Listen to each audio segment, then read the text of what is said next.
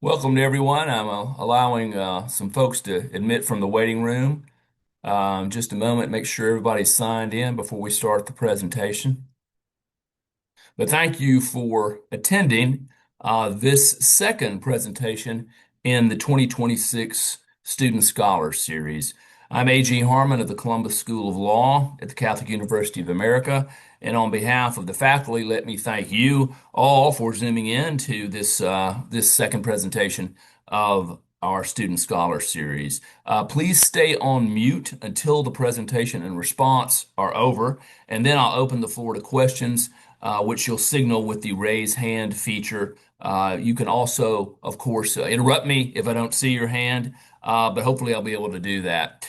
One quick word about the series. This was an idea that we started in 2009 to recognize notable legal scholarship produced by members of the student body during the previous academic year and to foster the skills associated with presenting and defending that scholarship in a professional conference style setting. Today's presentation will be made by third year student Joe Nazzaro. Before I introduce Joe, a few words about the respondent to his presentation, Dr. Meghan McDonogh. Dr. McDonogh earned an Master's in Education in Sports Management from the University of Georgia, a PhD in Sports Administration from the University of Louisville, and a Master's in Social Work from the Catholic University of America. Currently in her 20th season of coaching women's lacrosse at Catholic U, she also serves as the Senior Woman Administrator and Associate Athletic Director. As a certified mental health first aid trainer, she has trained over 45 Catholic athletes, staff, and coaches, and her dedication extends to working with various student athlete groups to support healthy relationships and increase dialogue around mental health. Dr. McDonogh shares her expertise at professional conferences, presenting on topics such as women in soccer, coaching career paths, equal pay, Title IX, and the integration of social work into Division III athletics. We thank her for participating in the program today.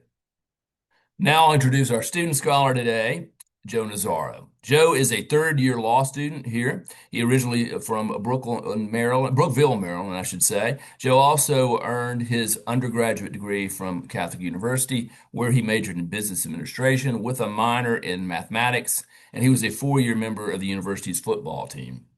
Joe serves as president of the Sports and Entertainment Law Society, the 3L representative to the Council on Professional Conduct. He's a member of the Law and Technology Institute and an associate editor of the school's Law Review. Throughout law school, he has also managed the university's intramural sports program, and Joe has spent nearly 2 years as a law clerk with the Major League Soccer Players Association. He recently joined GRSM. He told me I could say it that way, but I'm going to try to venture it. Gordon Reese Scully, and I think Mansicani. He was a law clerk there, and he anticipates continuing with the firm after graduation in its commercial litigation practice. As a lifelong sports fan, Joe developed a strong interest in the issues explored in this paper. His experience in athletics has shaped his belief that all students should have an equal opportunity to experience the many lasting personal, education, and community benefits that participation in interscholastic sports can provide. So now I am going to turn the floor over to Joe, and I'm going to make him the host here so that he can do his presentation. Got to make sure I've got a lot more people to let in. So hold on just 1 second. There's a lot of people. Joe's got a lot of friends, so hold on 1 minute.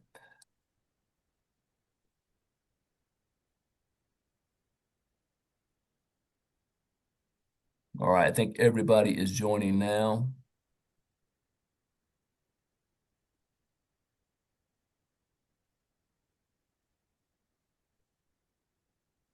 All right, Joe,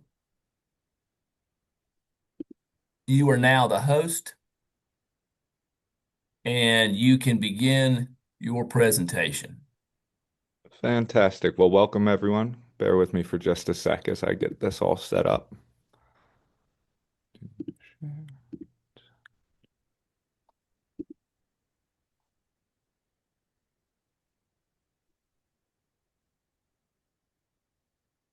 Alrighty, I think we should be all good to go now. Thank you again, everybody, for attending.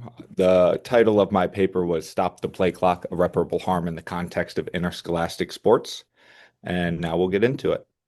So, the legal question we'll be exploring today most commonly arises under a very similar set of facts all over the country. And that is when a high school or college athletic department decides to institute some type of reorganization of their athletic structure. Um, that would involve typically cutting a sports team. And so a common scenario would be when a talented high school athlete faces the sudden elimination of her sports team, jeopardizing her college and scholarship dreams. The same goes for any collegiate athlete that would face a similar struggle. Um, Really, when a situation like this arises and it's possible that the reorganization would violate the athlete's Title IX rights, their only real recourse of action is to sue under Title IX and then seek out a preliminary injunction, asking the court to put a stop to instituting the change until the case has been fully heard by a court. Um, the challenge for students, though, is proving that they would suffer irreparable harm if the court doesn't step in to stop the change from taking effect.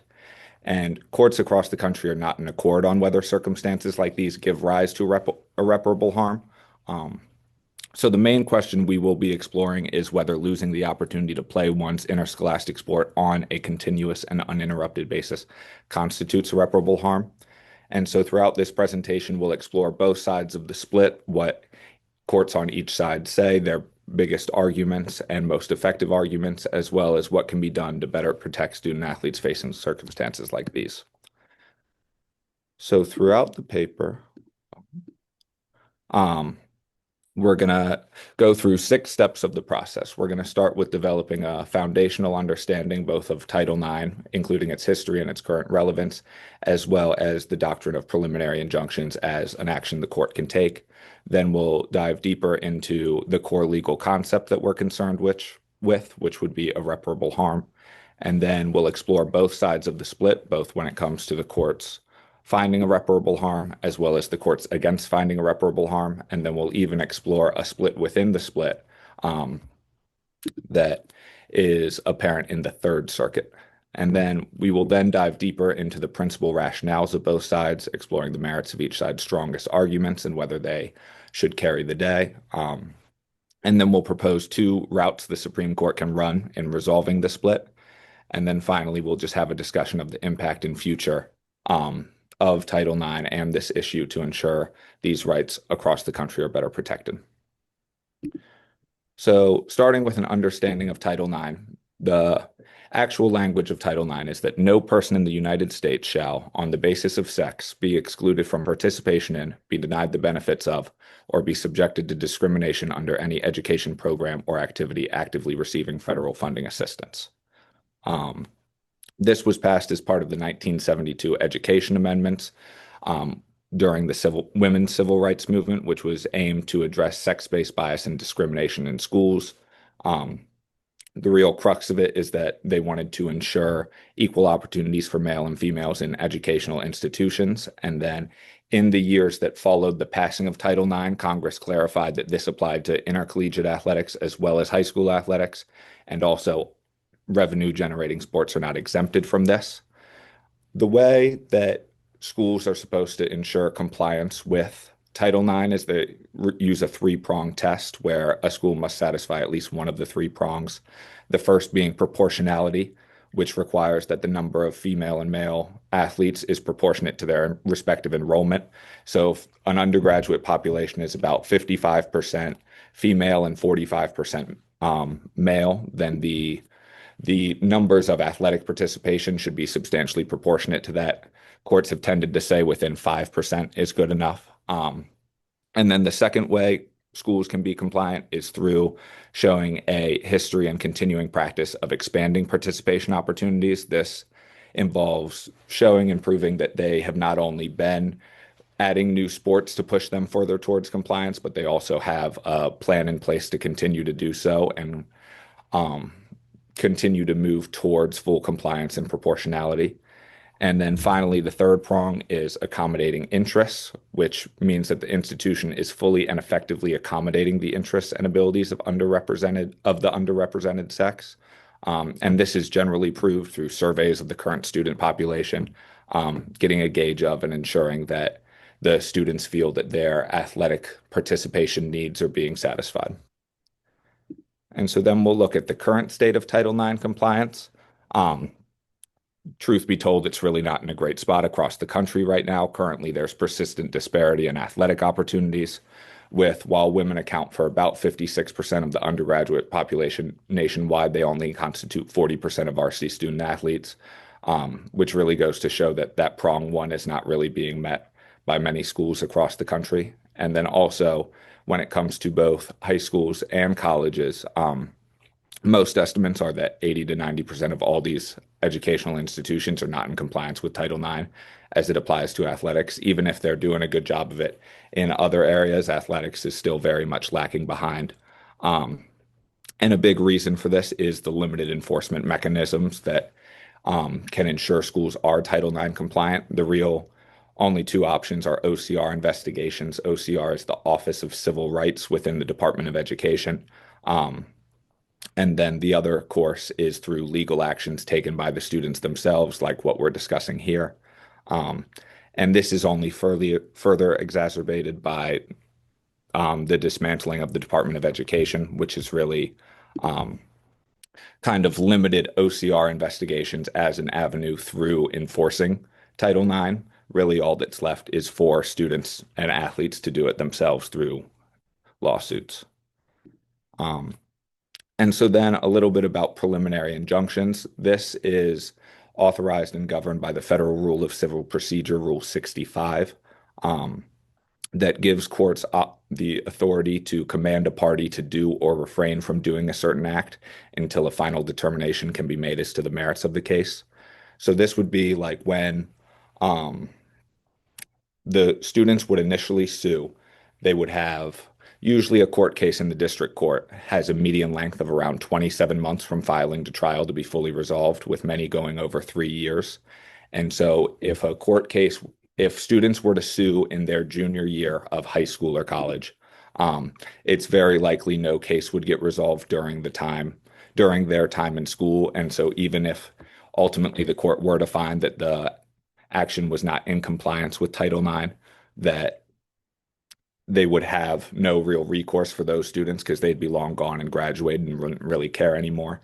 So the preliminary injunction is designed to allow the courts to prevent the school from instituting the action until they've had an opportunity to hear the case fully, meaning that before the athletic reorganization can take place, um, the court will say you can't do this until we fully heard the case. And this is really to just preserve the status quo and prevent harm during litigation, which would be by not allowing the students to participate during these years when they should be able to. Um, and then there's two types of preliminary injunctions, the first being prohibitory, which prevents a party from doing something, and the other being mandatory, where the court requires a party to do something. All of the ones we'll be discussing here are prohibitory, as they are preventing the school from effectuating their athletic reorganization plan, as opposed to forcing them to institute a new plan. And so when a court is evaluating whether to give a preliminary injunction, there's a four-part test for issuance. The first one being likely to succeed on the merits, which requires more than a mere possibility of success. It's ordinarily sufficient if questions raised as to the merits are so substantial as to warrant deliberate investigation. So they have to plead something that it seems could be a viable case and that is worth investigating further. It can't be an obviously frivolous claim. Um, We'll skip over the second part for now because that's what we'll spend most of the rest of our time together talking about. But going to the third element of the four-part test, the balance of equities tip in the movement's favor. Courts typically determine whether the balance of harm favors the moving party, which would be, in this case, the student athletes, or whether the harm to the other parties and the public, meaning the rest of the school and the general public of that area, sufficiently outweighs the student athlete's interest. That's just a bit of a balancing test over whether whose interests are more, whose interests are more whose interests they think need to be protected more. And then finally, whether the injunction is in the public interest. When courts are looking at this prong, they primarily address the impact on non-parties rather than the parties, taking into consideration public consequences of what instituting the injunction will entail, as this is a pretty powerful judicial tool. Um, and then in applying this four-part test, courts typically use a sliding scale. And what this means is that a stronger showing of one element can overcome a less persuasive showing of another. So, for example, if you have a very strong likelihood to succeed on the merits, that may outweigh a finding that the balance of equities tips in the school's favor. Because if the students are able to show that there is a very, very high chance before any discovery or further investigation is done, that this athletic reorganization would violate their Title IX rights, then the court is kind of willing to overlook if the balance of equities tips in the favor of the school. And so now diving deeper into that, or I'm sorry, now we'll explore preliminary injunctions in other contexts just to get an illustration of what this looks like in areas outside of athletics. One case is intellectual property, which can prevent the sale of counterfeit goods. So in like patent infringement cases, the patent holder can sue and seek a preliminary injunction to prevent the defendants from using or selling products that are allegedly infringing until a full case can be heard on this. Similarly, in property law, that the court can halt the uses of land that are allegedly contrary to zoning ordinances. So if somebody is trying to build an apartment building, when there's a chance a zoning ordinance forbids it on that parcel of land, the court will put a stop to it until a full case has been heard and said you can't start building that until we've concluded the case. And then also in employment law, they can enjoin discriminatory practices or wrongful termination during litigation. And they can also prevent former employees from using an employer's confidential info to the employee's advantage, like by soliciting current employees and trying to poach them from a job.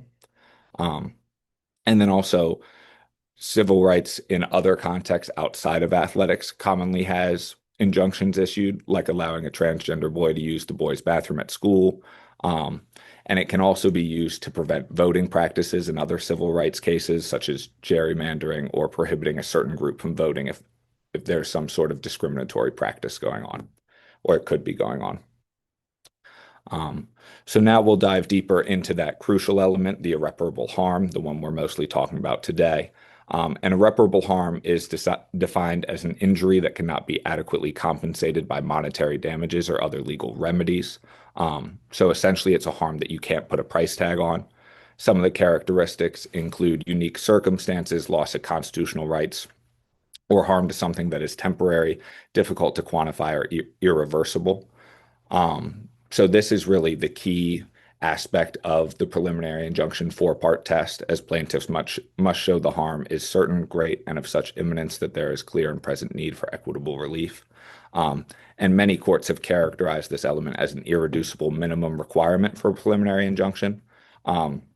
Just to get a picture of what ways courts find irreparable harm in contexts outside of Title IX, in those patent infringement cases, like we discussed earlier, courts are typically satisfied when the patent holder can establish a causal nexus of the infringement to the loss of sales. So even though this is a monetary damage that they would be suffering, since it is so hard to quantify, courts typically find that irreparable harm is satisfied there.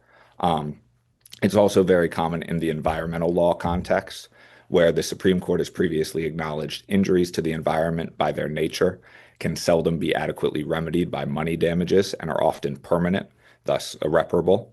And then it also appears a lot in the case of constitutional rights, where typically a court will find the violation of a constitutional right is automatically irreparable harm. And this can most commonly be seen in the First Amendment context, including in one Supreme Court case where they said the loss of First Amendment freedoms for even minimal periods of time unquestionably constitutes irreparable harm. And similarly, courts have held the same for Title VII employment discrimination cases, saying that irreparable harm is found when an employee is subjected to ongoing coercion because of a protected characteristic. So now we'll switch gears and kind of get into the circuit split itself. There are two sides to it, the courts finding irreparable harm and then the courts against finding irreparable harm. These are some of the major cases that have kind of illustrated both sides of the split and developed them. The first being Bediger v. Quinnipiac University, involving a plan to cut a women's volleyball team that the women's volleyball team subsequently sued. This court recognized the fleeting nature of college athletics and notes that the plaintiffs or the harm the plaintiffs will suffer is not primarily monetary. This fleeting nature of college athletics language is quoted in just about every case on this side of the split since this ruling, um, and really drives the practical argument for why irreparable harm should be found when it comes to college athletics. And then another one of the major cases is Ports v. St. Cloud State. This involved potentially cutting a women's tennis program. And in this case, the court agreed with everything that the court in Bediger had said, involving the practical reasons for finding irreparable harm.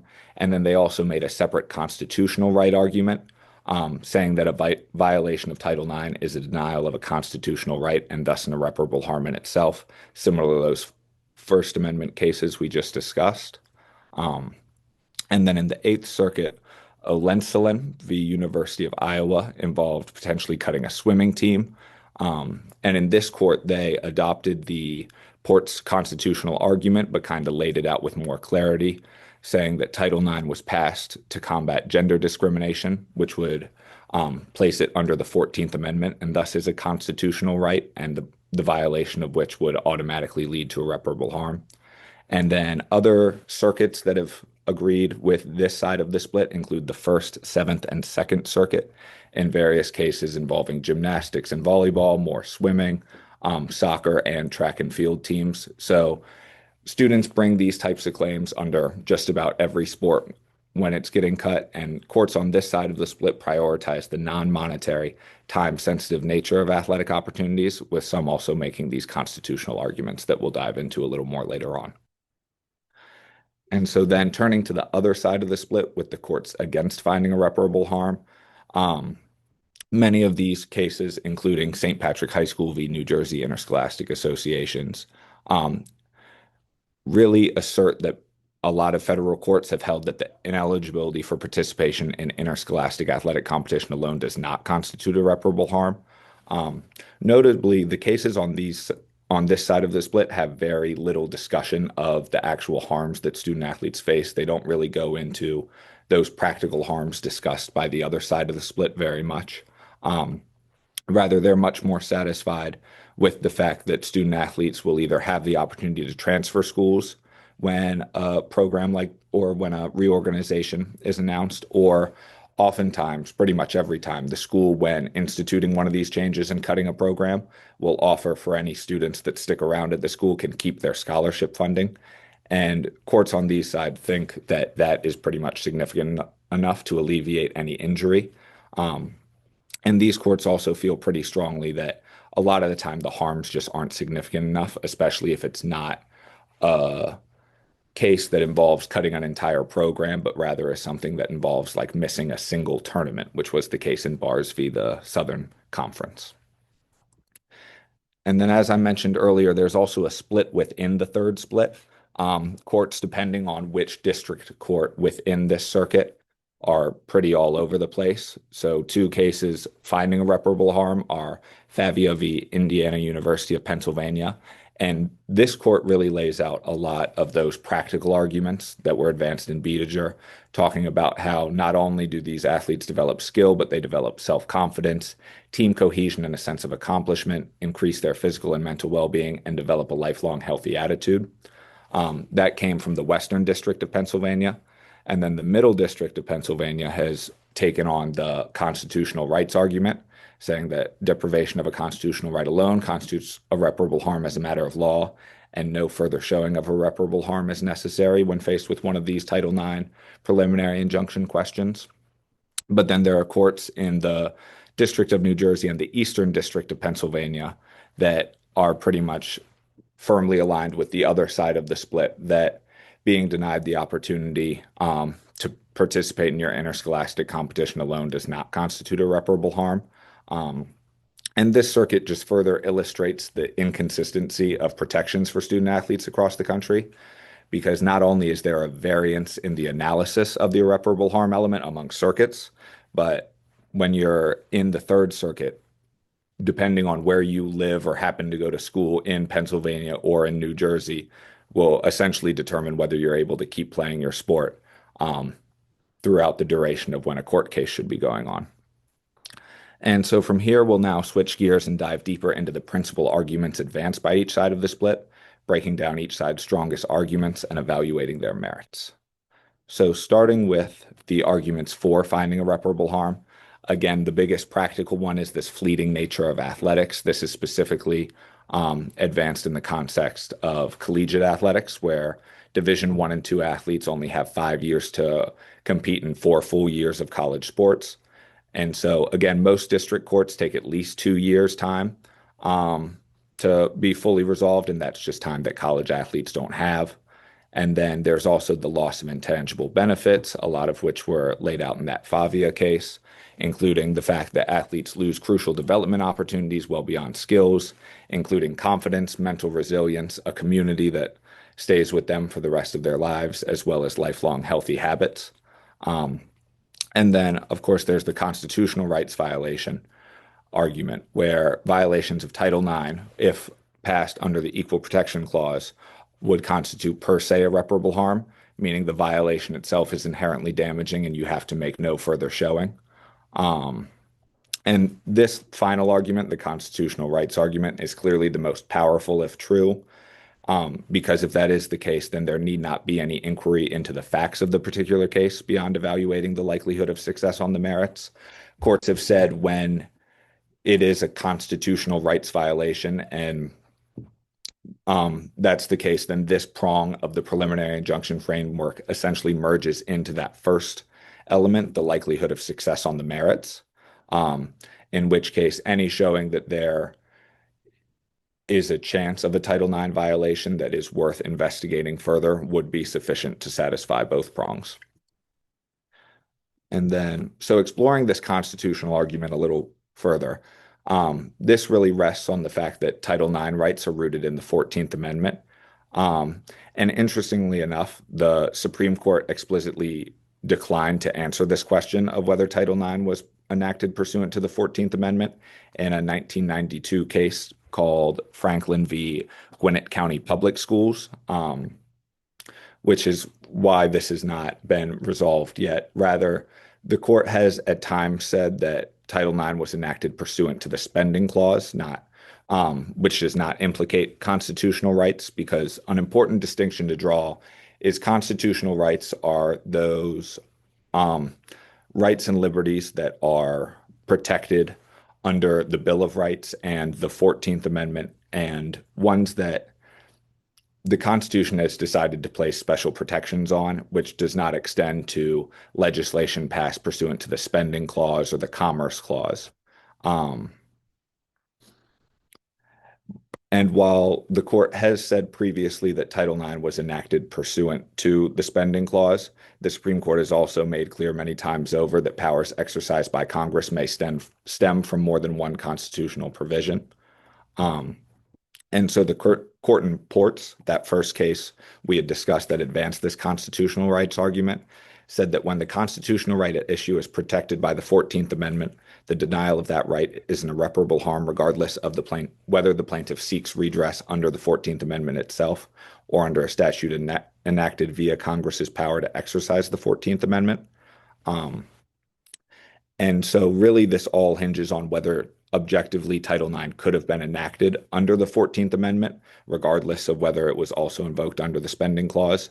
And Title IX, as legislation passed specifically to combat gender discrimination in education, must be a means of ensuring equal protection of the laws, which is exactly what the 14th Amendment calls for, and thus creates this constitutional right, meaning this argument should, it seem, carry the day. Then turning to the other side of this circuit split and the arguments advanced by the courts against finding irreparable harm.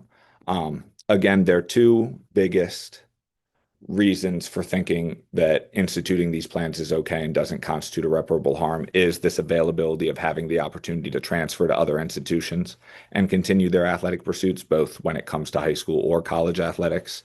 Um, and then that any scholarship money that these athletes were getting will continue if they remain at the school they stay at. And then again, they also will give significant weight if the harm is potentially minor, especially when the period is brief, such as when it's a single missing a single tournament, like in Bars v. Southern Conference. Um, so first, we'll look at this transfer counter argument. Um, in practice, while transferring does seem like it would alleviate a lot of the issues, there's really a low success rate of using the transfer portal. In 2023, there had been 31,000 student athletes that entered the portal, only 45% of which actually successfully moved to new schools. Um, there's also lots of academic disruptions that can stem from this, as students tend to lose about 43% of their credits when transferring, which can equal almost a full semester of courses if you're further along in your college career. Um, and then there's also just so many practical hardships of breaking into a new program, what because transferring requires these student athletes to leave the community and friends and um, support system they have built at one place and try to attempt to assimilate in a completely new environment with new coaches and established rosters. Um, and then another very important distinction to draw that I think the courts have really lacked in addressing is that athletes in this situation don't want to transfer because there's already a low enough success rate and enough difficulties in transferring for those students that want to do this, um, that it's very hard to say these students would be just fine if they were to transfer when they don't even want to begin with. Um, so to conclude on this, the transfer portal, while now extremely prevalent, is not always a feasible or desirable solution for student athletes and really does not fully address the lost opportunities at the original institution. Um, and this also extends to high schools as well, because there are just many practical difficulties of transferring high schools to begin with. Um, Especially if it be a private school or even a public school trying to get some sort of exemption to go to a school that's not where you're normally assigned to. There's just many hardships that come with that, and all these other difficulties of breaking into a new program persist there as well. And so then turning to the scholarship counterargument, this really just misses the mark on what irreparable harm is all about, because while this financial aspect is addressed of schools offering scholarships, this really only covers that financial aspect and all the intangible losses, those practical losses as discussed in Beediger and all those other court cases, including that loss of development, community, and developing lasting habits. You just don't get those back by retaining your scholarship. So really, this is just an inadequate remedy because the financial compensation alone fails to address the harms of the situation that make it irreparable in the first place. And then, so in order to address this issue of irreparable harm not being found consistently enough along across the country, there are two routes the Supreme Court can run to alleviate this. The first being acknowledging Title IX's 14th Amendment basis and establishing that Title IX violations are per se irreparable harm, which would create a clear rule. Or they could also hear one of these cases involving a athletic program seeking to reorganize and cut a sport and rule directly on one of these and finally settle the split that denying participation constitutes irreparable harm, which would create a strong presumption in favor of finding for this element. Both of these routes we'll discuss in more depth now. And so Title IX's basis in the 14th Amendment, this is the question that the court explicitly declined to address in Franklin v. Gwinnett County Public Schools. Um, this could be done in a case totally outside of the context of athletics. It would just have to do with any Title IX ruling. The court could come out and say Title IX objectively could have been passed pursuant to the Equal Protection Clause of the 14th Amendment. And if the court were to do so, because this Equal Protection Clause is all about ensuring equal protection under the laws, which is exactly what Title IX was designed to address when it came to gender bias and discrimination in education. Um, if the court were to find that Title IX was passed under the 14th Amendment, then it would be a constitutional violation to violate Title IX, which would create per se irreparable harm, where these violations are legally recognized as irreparable without any of that additional proof, without any of those practical consequences even needing to be discussed. Um, and as we touched on a little earlier, this would merge that irreparable harm element into the likelihood of success on the merits element, which would greatly lower the bar for granting a preliminary injunction, as all the court would really need to show, or I'm sorry, all the athletes would really need to show, is that they're stating a viable claim of Title IX violations, because that would satisfy both the likelihood of success and the irreparable harm elements. And so, to conclude on this point, Title IX violations grounded in the 14th Amendment inherently constitute irreparable harm, significantly strengthening access to preliminary injunctions in athletics cases.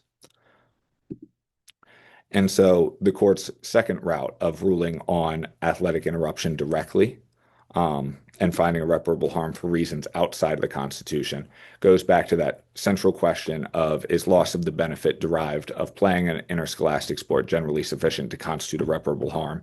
This is the question the Supreme Court would be directly answering in a case like this.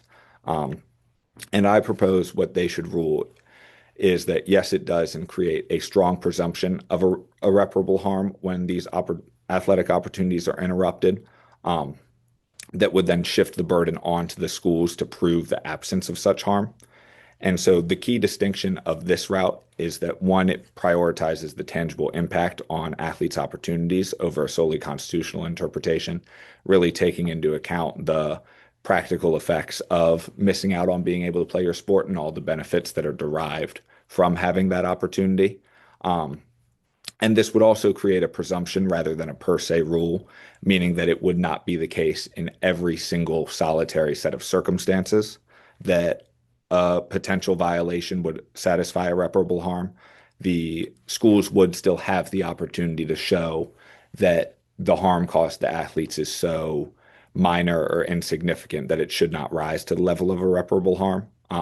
But that would be a heightened standard than where it's currently at in those courts that are finding against irreparable harm. And so this proposed ruling would give greater weight to the practical effects of athletics on student athletes and create a stronger presumption of finding irreparable harm nationwide. Um, and so either way the Supreme Court were to rule would lower the bar for preliminary injunctions. That first route of saying Title IX was passed pursuant to the 14th Amendment would create per se irreparable harm, merging into that likelihood of success on the merits element. And pretty much any situation, even when it is missing out on a single tournament, would then constitute irreparable harm. Whereas that second route creates this presumption of finding irreparable harm that can only be overcome by showing that the interruption is so brief and inconsequential that the benefits are virtually unaffected.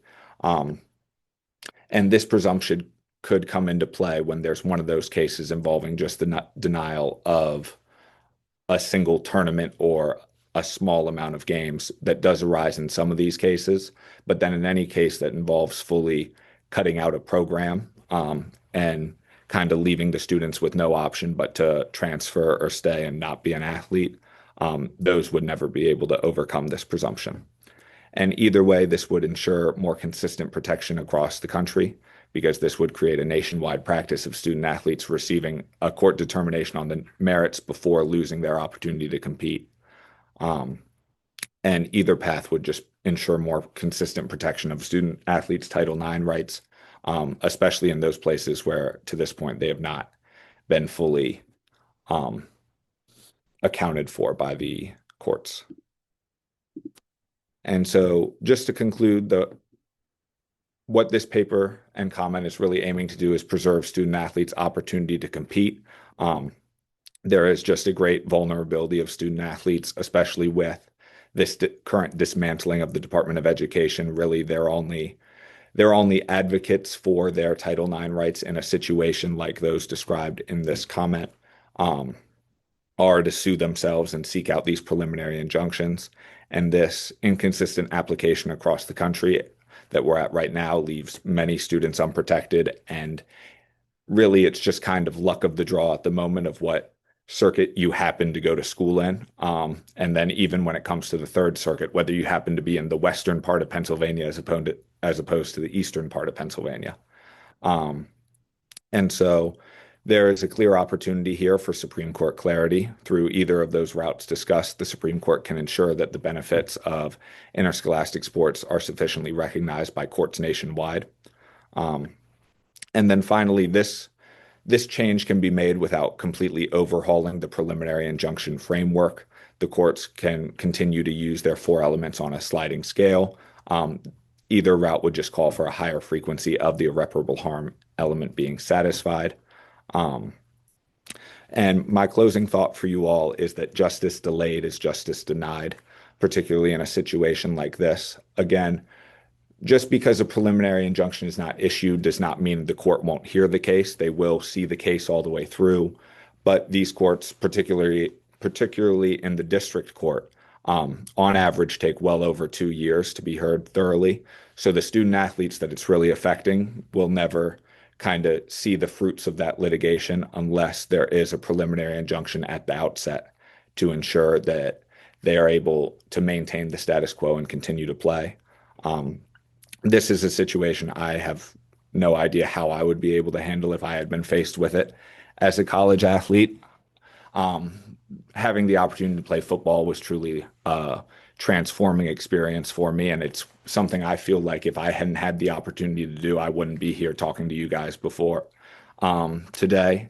And I mean, just seeing and even looking at the people in the audience, there was a number of people that I only know through football, have such a close relationship with, through having this opportunity to play a sport and being denied that when it could potentially be in violation of one's Title IX rights just does not sit right with me. And once again, justice delayed is justice denied. Thank you. Thank you, Joe. I'm going to now ask Dr. McDonogh if she would conduct the response.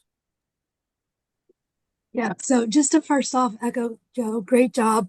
And it is really fun to see all of these football people that I've also gotten to know on this call or on this Zoom. Um, and I think you touched on this at the very beginning, but what what first got you interested in this issue, especially as it pertains to how the split between the courts was a big enough deal that maybe there should be a clear uniform rule? Yeah, well, as the people who've been in law review or had to write a paper like this know, you really kind of just pick a broad topic and then try to find some narrow issue within that. So I was obviously very interested in sports law and everything having to do with that. And then during my time in undergrad and kind of talking with you and through the book club that we used to do, among other things, developed a very strong interest in Title IX, especially when it comes to athletics. Um, and so I was just kind of poking around through articles, through court cases, trying to figure out um, a topic pertaining to Title IX when I came across these courts kind of acknowledging the other side of a split, saying not all courts were in accord, that being denied the opportunity to play your sport on a continuous and uninterrupted basis constitutes irreparable harm. And that just seemed kind of ludicrous to me because, like I talked about at the end, I feel like there are so many benefits that come from playing a sport that you see throughout the rest of your life, whether that be the habits you develop, the discipline that you develop, the community you build around you. Honestly, the networking ability that it has too of just there are people all over the country now who I feel very closely connected with because I had the opportunity to play football with them or be involved with them in athletics in some way. And so when I saw that this split was a thing, I just kind of thought that was ludicrous. No, yeah, that makes total sense. And obviously, you know, from being in my class, I start the Title IX discussion with, I wouldn't be here today without Title IX. So I'm extremely appreciative of this law. Um, I think when we're thinking about the current state of affairs, though, do you think that this issue is more prevalent, in this year or in the last year or two, than it was maybe 5 or 10 years ago, or even further back? Yeah, I think it definitely has become more prevalent as we've talked about we're kind of seeing the Department of Education get dismantled before our eyes, and that means that um, the OCR, the Office of Civil Rights within the Department of Education, who's really tasked with enforcing Title IX, um, they have had over half of their staff cut in the past year and a half. So there's really nobody out there to enforce these rights other than those student athletes that are affected by it. Um, and really, their only way of doing anything about it is by getting one of these preliminary injunctions and putting a stop to it until a full court case can be heard. Um, kind of going in a little bit of another direction. I know that you talked about like the fleeting nature, and you already touched on the differences between maybe missing a tournament or a handful of games versus a career or multiple seasons. Do you think that there should be any limits to the rule of, or if to your premise of the idea of a rule that losing the chance to play is always irreparable harm, or should courts treat all interruptions the same? So I think in an ideal world, the Supreme Court would take that second route of creating this strong presumption in favor of of irreparable harm, but then can be overcome by the school making an adequate showing that um, the interruption is just so minor that a lot of those benefits that we talked about of the practical benefits, like those you don't lose by missing out on a single game or a single end of season tournament, at least for the most part, those are substantially unaffected. And so in those cases, um, I I do think that the presumption of irreparable harm could be overcome. Um, but it should be a very strong presumption in favor of finding irreparable harm unless it can be shown that it was so insignificant. I mean, I couldn't agree more. I just think all of the intangibles that you really cannot put any sort of dollar amount or any sort of anything really on the experience of being especially a college student athlete. But again, we're seeing such a changing landscape in college athletics right now. So given like the premise and like the rise of NIL compensation, the possibility of revenue sharing models, do you think courts might start viewing lost athletic opportunities as more of an economic problem or loss as opposed to something irreparable? I think that NIL absolutely adds an economic element to the equation. Um, but again, even if there is some type of economic element, like in those patent infringement cases that we kind of touched on real briefly, um, when when they can show that there is lost profits, it's still pretty much virtually impossible to quantify that. Like it's very, very difficult for a court to be able to determine just how much NIL money a specific athlete would have lost. Um, and then there's also intangible aspects that go towards the NIL as well, like with building a personal brand. That's something that we've seen some athletes build up a brand while they're playing their sport that they're able to parlay into a whole career, become some type of influencer, and get these sponsorships that span many years after even they're done playing any sports.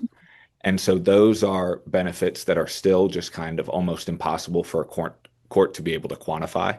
Um, Such that I don't think that would take it out of the realm of irreparable harm. No, that makes a lot of sense. And I mean, I just think it's literally a constant change daily of what is going on in college athletics, um, which kind of leads to the transfer portal. There's so much discussion around the transfer portal. The courts can argue or have argued that they can just simply go elsewhere because there is that unlimited opportunity to transfer. And then just yesterday, it was announced that Tommy Tuberville, the senator from Alabama, who's the former Auburn coach, is trying to introduce a bill that says you can only transfer once without having the penalties that used to be a part of the NCAA. How do you think the unlimited transfer opportunities could be an argument? But also, do you think that legislation could force a different argument? Yeah, I think that having the opportunity to transfer, like I can see why a court at a glance would think that having this unlimited ability to bounce between schools means that if one program gets shut down, oh well, I can just move on to the next one. But again, there is just such the statistics show there's a very limited success of the transfer portal and finding success through that. Um, And then on top of this, in all those situations, like I mentioned um, during the talk, that's for transfers that want to transfer. And this would essentially be forcing people into that situation that really have no desire to leave their current community, leave everything they've built in a certain place and go start fresh elsewhere. These are people that want to stay there and continue to foster and develop what they've been working on for probably years. Um, and then the whole Tommy Tupperville legislation of putting it down to just one um, transfer without penalties then even makes this a bigger deal of, okay, if I'm being forced to transfer, like I better pick the right place because this is my one and only chance, and this is something I didn't even want to do to begin with. So like I guess I'll go here and hope for the best, but really it it's very surprising for me that courts think that that is sufficient and that like just knowing that these students have this opportunity, like, oh, they'll be fine. Like there was one court case I'd read during the time where the court was like, I find it hard to believe that these like successful elite swimmers, I think it was in that case, of like such high character would have any difficulty breaking into a new athletic program and finding a new home. And it's like, well, the reality is that's a very hard thing to do. And there are all these other intangible harms that come just with transferring, like leaving your community and maybe having to go further away from home and just having to say goodbye to everything that you've built just because someone decided they wanted to cut a program that they might not even legally be allowed to do. Yeah, and then you like factor in roster limits. There might those opportunities might not even be there anymore, no matter how talented you are, sort of depending on the nature of the scholarships. Um, Obviously, I've asked a handful of questions about college athletics because that's always what people seem to be most focused on and most interested in. But I kind of wonder, there weren't as many cases about high schools. Do you think that the same irreparable harms are at the high school level as they are at the college level? Should they be differentiated, or how do you kind of view that contrast? So I think there are a lot of harms that student athletes stand to suffer regardless of which situation they're in, especially when it comes to those building habits, kind of learning how, learning a sense of discipline and building up a community. Like those are things that are prevalent in high school athletics just as much as they are in college athletics. But then I think each kind of have their own separate harms that can be had on top of that. Like when it comes to high school athletics, there is that opportunity of receiving access to higher education by doing well and getting a scholarship that you're not really able to do unless you're able to play your sport at your school. Obviously, there are some clubs that can be available for some, but not all people. Um, but I think the framework should essentially work the same between the two because they both have these harms that they stand to suffer. Um, and especially if the Supreme Court were to take the constitutional rights violation approach, regardless of whether it happens at a college or a high school, it would be a constitutional violation. Which ties in perfectly to my last question. And again, obviously, I couldn't agree more. I think sports is one of the greatest educational additions that we have. But if the Supreme Court were to resolve this split, do you think it would be more likely to adopt your constitutional rights framing or issue a narrower fact specific ruling about athletics? I think, as a practical matter, it's pretty unlikely that the Supreme Court would take one of these cases that involves cutting an athletic program because it is just such a small question pertaining to one element of one sort of judicial remedy being preliminary injunctions in one specific context. So it does seem a little hard to imagine that the Supreme Court would take one of those cases anytime soon unless it caught like widespread media attention, like if it were something like when Stanford was trying to cut a couple programs a year ago. If that had really gone through to court and they hadn't just gone back on that, um, that's one that could have potentially made its way to the Supreme Court if it got that level of attention.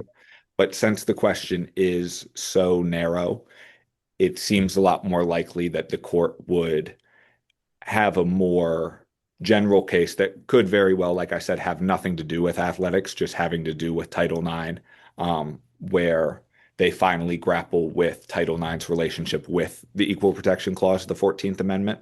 Um, and grappling with a case like that and ruling that Title IX objectively could have been passed pursuant to the 14th Amendment, that would then kind of create this domino effect of, okay, well, then this has to be irreparable harm in a situation like this. Um, so I think that scenario is more likely to occur. Now, with the current makeup of the Supreme Court, I can't imagine that would happen anytime soon. I think there would need to be a decent bit of turnover first, but that um, in a vacuum, that seems like the more likely route the Supreme Court would take. Okay, thank you so much. Yeah, thank you. Thank you. Thank you. I'll open the floor. We have about a little over 5 minutes left, and I'll just recognize the questions as I see them come. Dean LaBelle. So thank you, Joe. This is super interesting. So I have a couple of questions. So the first is, I think segues well from your last comment about the unlikelihood that the Supreme Court would weigh in on this. And so, of course, we have to think about, well, first of all, I guess I have two questions from that. So first is, even if a student or a team, a group of students can get a preliminary injunction, it seems like it's still too late at that point, often, right? Because if a school cuts a program and then by the time they sue and get a preliminary injunction, there's already harm, right? There's already students who've transferred, there's coaches who've decided not to return, even if ultimately, right, the program is reinstated. So I guess I wonder, and I don't know the answer to this, and maybe you do, or maybe Dr. McDonogh does, but um, maybe the course here is through, regulations under Title IX that require schools before, and I'm thinking of colleges, but before they're cutting programs to conduct some sort of Title IX analysis, right? Of course, in the COVID era, where a bunch of schools cut a bunch of programs and used COVID as an excuse, um, uh, we found that it just took the publicly available information, it became clear that those schools were in violation of Title IX, and many of them reinstated their programs, but not without a lot of pain, right? My son is part of one of these programs. He's a swimmer at Dartmouth. That was cut and it's reinstated, and the program was reinstated, and it's going to take years to come back from that, even though it was reinstated within less than a year. So I guess I'm just wondering, is there anything like that, do you know, that requires a university or a college before they announce that they're cutting a program to engage in a Title IX analysis to sort of show that even by cutting this program, we're still going to be in compliance with Title IX? Because it seems like that might go a long way to avoiding some of these problems. I don't think there's any regulation in place like that, at least that I'm aware of. If there were one, it would have to come from that Office of Civil Rights that currently has its hands full just kind of staying afloat and doesn't seem to be doing a whole lot in the way of enforcing Title IX. I think one thing that may have gotten lost in the presentation is the rule as it stands for Title IX is when a school is not in compliance, which, like we talked about, is about 80 to 90% of all academic institutions right now as it pertains to athletics. Um, they're forbidden from taking any action that pushes them into further noncompliance. That's kind of where these court cases are fought. That's the argument that would ultimately be advanced. They're just trying to get this preliminary injunction at the outset to ensure they can keep playing until that full case is heard. Um, but I don't believe there is any showing that needs to be made prior to instituting the change.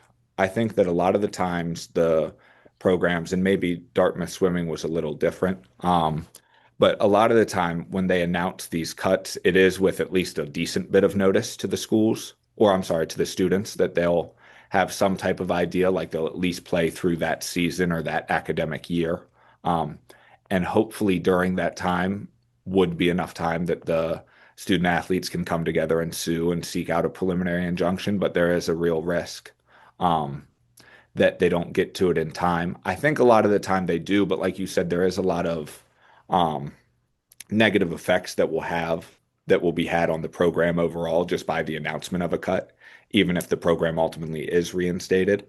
Um, those harms really do seem to more so be to the well-being of the program, though, as opposed to the benefits that the athletes themselves derive of it. Like, as long as the program remains in effect, I think they would still be pretty adequately protected in deriving all of those benefits. But no, I do think that would be a very good thing to do is require the schools to make some type of showing that this will keep them Title IX compliant, or at least they have a good faith belief that it will prior to doing it, as opposed to instituting a program and then just kind of hoping no one sues them and saying they'll fight on that later. And kind of building off of that, I think back to, I want to say like 2004, 2005, OCR, I think under the second Bush administration, issued a letter or a memo saying that you could survey to meet that third prong, which is meeting the interest and the current interest. And they ended up moving against that because they found that student athletes aren't seeking out institutions without their athletic opportunity. And so I think that's your question made me think of that instance where they were trying to do like a current population of student athletes. And also, as we know, undergrads aren't known for their responsiveness in any sort of survey. So it would have to be something on a much higher level.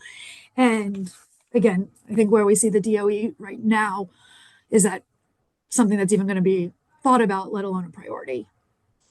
Great. Thank you both. Anyone else with a question? Stuart? Joe, that's great. As Dean LaBelle mentioned, that was really interesting. I was wondering, I know like we have to put up at the law school, we have to put up consumer information for regarding like our it's ABA required statistics about various bar passage, things like that. I mean, I just looked at the Catholic University's main website. I mean, there's consumer information, but there's nothing. I couldn't find it quickly, but there's nothing about like the participation rate by gender in various activities.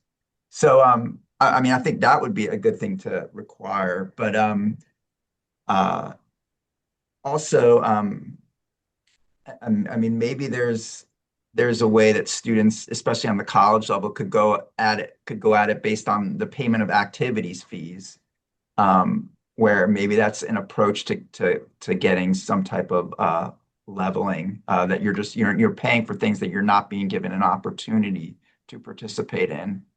But also, I think just when you mentioned about the argument of transferring, it's like I just can't imagine other rights where you're like if you lose your First Amendment rights are violated somewhere, just being told to go somewhere else to use those rights just doesn't seem right. Go to Canada, if they have more liberal First Amendment, go somewhere else to that just doesn't seem, I mean, it just doesn't seem right. But anyway, but thanks, that was really great. It's so interesting.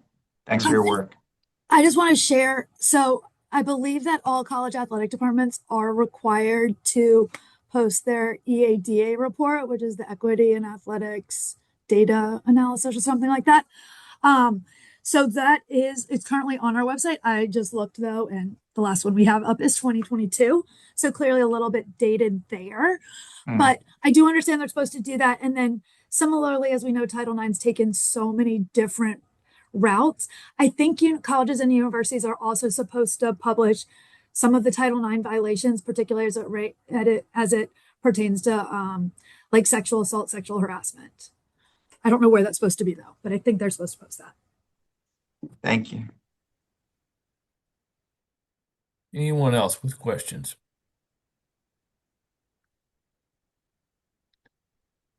Dean LaBelle, another question? I will ask one more quick question, which is not to be taken personally, but can't we solve a lot of our Title IX problems by just taking football out of it? Like, Yeah, but you'd lose a lot of money then. The programs couldn't really well, run.